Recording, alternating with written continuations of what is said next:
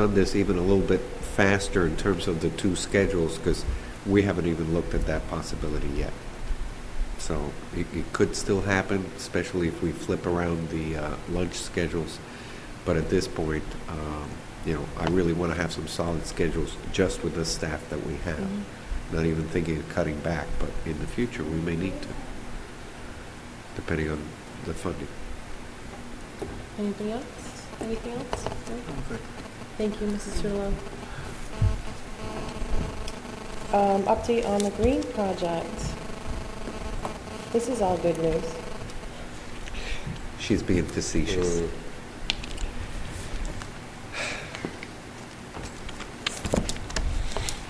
As you can see, we have copious amounts of information that we've gathered over the last couple of weeks. Last time we gave you an update, we were moving ahead with the management company and the design company that we had contracted to get us to the point where we can submit a proposal to MSBA with preliminary plans. Part of that work included taking a look at what was in the roof here, the roof at the Macomber, the windows here, not as many, but a few banks of windows, and then the windows at the middle school. As they do this work, one of the things they need to do is go in and actually, they drilled holes, they pulled windows out, they do all kinds of, as they call, destruction investigation. Basically, they have to find out what the actual conditions are, because when we put the proposals together, we knew we needed a roof because it was leaking, but when we got into this roof here at the high school, we found that there's, in some places, several layers, and several parts of the building were built at different times, so different types of roofing. Sometimes cover over the old one and just keep going, and then cover over the second one. They didn't find as many issues here at the high school in terms of the roof. There are some asbestos that will need to be removed and remediated as we go along replacing the roof. They did find that there's a lot of elevations, meaning places where the roof is not necessarily flat, but you have two areas that are not at the same level as each other, so you have to have some kind of a connection between one part of the roof and the next. And that flashing all of a sudden becomes a more complex design and construction element. So the high school ended up being a lot more complicated than they thought to begin with. So the high school roof is going to be more expensive to replace. Macomber is a little bit simpler. The windows over here, not too many issues. And then we get to the middle school. The middle school, we intended to replace all the windows. When we sat down with them on the preliminary investigation, they found a material called PCBs, polychlorinated biphenyls, which are hazardous materials that the EPA requires you to get rid of before you do anything to the building. Unfortunately, apparently at one point in time in this area, it was used for the caulking and the insulation around the windows, and it was mixed in with the caulking to make it more pliable. Back then they didn't know what it was, but once it's in, the EPA comes up with rules. Once you go in and try to do anything to the building, if you find it, you have to get rid of it. Unfortunately, it's one of those hazardous materials that is not cheap to get rid of. Not only do you have to protect the inside from getting more contaminated, but also the outside, so you're going to have to take some additional measures, and it's going to make the cost of the middle school window replacement project be so great that we cannot include it into, in other words, we can't do all the projects within the money that the town voted. So at this point, I was going to go through the subcommittee, but it's got to come back to the school committee to decide whether you want to go back to square one. My recommendation at this point would be to take the Macomber roof, the high school roof, and the high school windows, use the money that's been allocated by the town to replace the roofs and the windows here, if it's even allowed by the MSBA. And then we've made an attempt to set up a meeting with the MSBA to see if they will take the middle school project, which has ballooned way out of proportion in terms of what we intended to do, which was just replace the windows. Now it's more of a hazardous material removal exercise, and see if the MSBA would allow us to go in under either an emergency building project, which would require us to go back to the town and request more funding, hopefully with the participation of the MSBA, or wait to see if the MSBA would allow us to continue along this line but go back to the town and perhaps expand the green projects,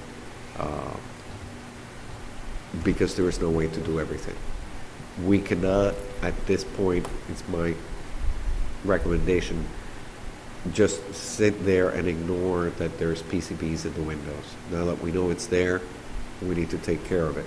So it's either going to be we use the money we have to deal with the middle school and get rid of the PCBs, change the windows, or we do the high school windows roof and the Macomber roof. That at this point seems to be the choice we're having to come up with. We haven't finished all the investigations at the middle school in terms of what the scope of the work would be. So I can't even give you an idea of what it's going to cost. All I know is so far the preliminary estimates that we have, it's going to push it to pretty much the middle school would take all the money that we have, the $2.5 million, depending on how extensive it is. Because you have the windows are really up against either brick or cement. And if the material has migrated into the brick or the cement, we need to remediate that either by encapsulation or removal. So it's become a big project all of a sudden. Dr. Chair, do you know what the formula is that the state per square foot, per student, per area of the school before they will step in and help build another school? I know Freetown Elementary had an addition put onto their building because of the square footage was only like 1.2 per student, to where they kicked in a huge amount of the money to build a new school.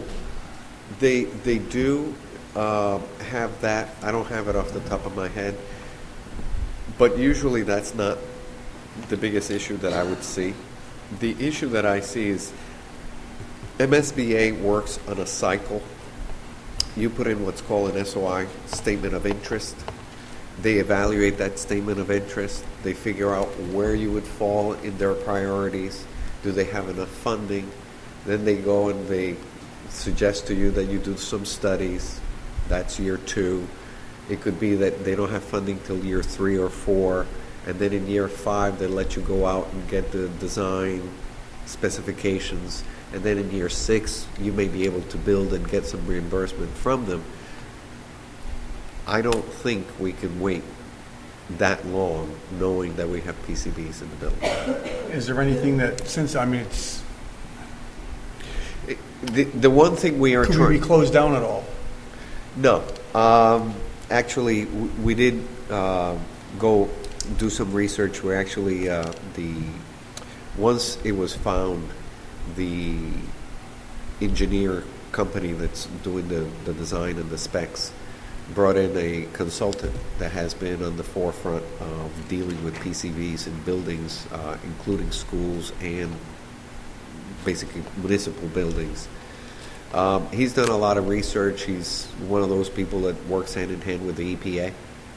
The EPA even has a site that has question and answers They don't recommend that you actually evacuate or, close the building for if you find these things in there.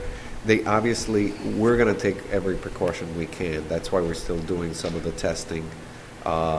They've been over there, I don't know, for maybe the last couple of weeks taking samples, just to make sure that it hasn't migrated beyond where we know where it is, which is the caulking. So we'll probably know that. If it is anywhere else beyond that, we'll have to clean it up over the summer. That's one of the other things we're talking to the MSBA about, whether we can use this funding to make sure that if it's anywhere else, like, if there's any of the caulking that's broken down and it's on the sills, we'll bring a company in to clean it, so we know it's safe. So by September, it won't be any different than it is now. We should be able to occupy the building in September. It's just when you start taking out windows, you can't ignore that the stuff is there. You have to deal with it in the prescribed way, which is, you probably have to isolate the area you're working in, both inside and outside, take the stuff out, dispose of it properly, and then put in the new window or materials, whether it be brick or if we encapsulate it, they'll have to come up with a design to do that. At the end of the day, the EPA has to approve whatever plans you have for mitigation and cleanup. So this is not going to go under the radar. That we're not going to do this in the middle of the night. This is going to be done by the book. So once we know where it is and how much there is, I can tell you in the caulking, the concentrations are very high. So again, I'm not willing to just ignore it. We're talking, in some places, it's over 200,000 parts per million, and the threshold is 50. So the caulking, they dumped a lot into it when they mixed it to put it into the edges of the windows. So we got work to do. Tony? Dr. Colley, the group or engineering firm, whoever they are, that gave us that original $2.5 million. The $2.5 million didn't come from them. The $2.5 million came from us looking for quotes so that we could present something to the capital improvement committee here at the town.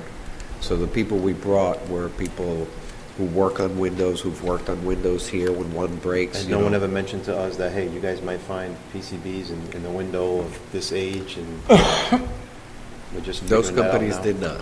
No. In fact, there's been other projects where they started construction, and halfway through construction, the construction company itself did some testing, found it, and all of a sudden it became a brouhaha. Middle school in Westport. There's been several, actually. But some of them, now that people know that this could be an issue, most new projects are testing ahead of time. So you're not going to have people disturbing the site or where these things may be before you actually find them. So a lot of the companies now are doing their due diligence ahead of time rather than halfway through the project. Now that we've rung that bell, we have to move forward. Yes. With the PCB. And again, my suggestion is... We'll leave the caulking intact. What? I don't know if that's an option. Leaving the caulking intact and not replacing the windows is another option. The problem is the caulking comes all the way through to the inside of the building. So basically, there is not a huge level of